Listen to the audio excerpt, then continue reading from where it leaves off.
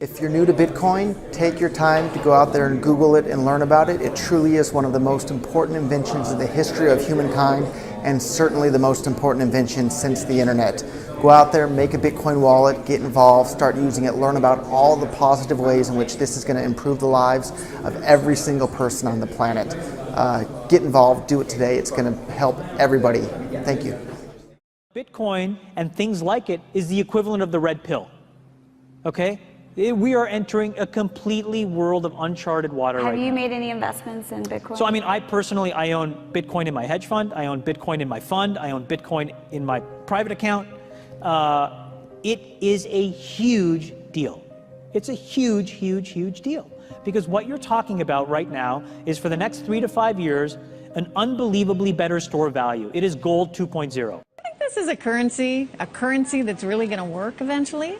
Well, I think it is working, and there will be other currencies like it that may be even better.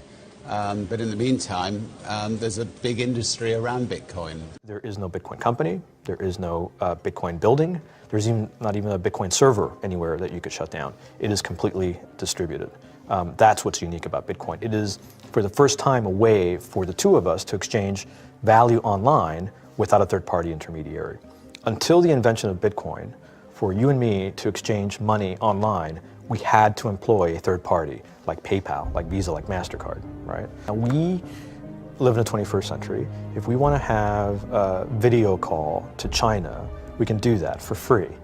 But to send a couple $100, which is essentially just ones and zeros being moved around, costs 5% plus takes over a day. Bitcoin is exciting because it shows how cheap it can be.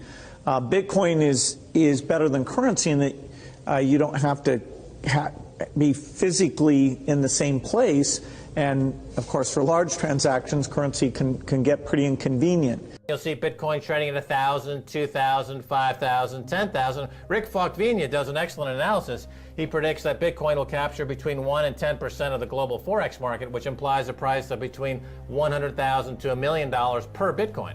Most of the people who are on the sidelines not buying Bitcoin today will start to buy Bitcoin when it gets over 1,000, and then a greater percentage of people will definitely plow into Bitcoin when it starts to get over 10,000. It's still predicting Bitcoin, $10,000 per Bitcoin in 3 years.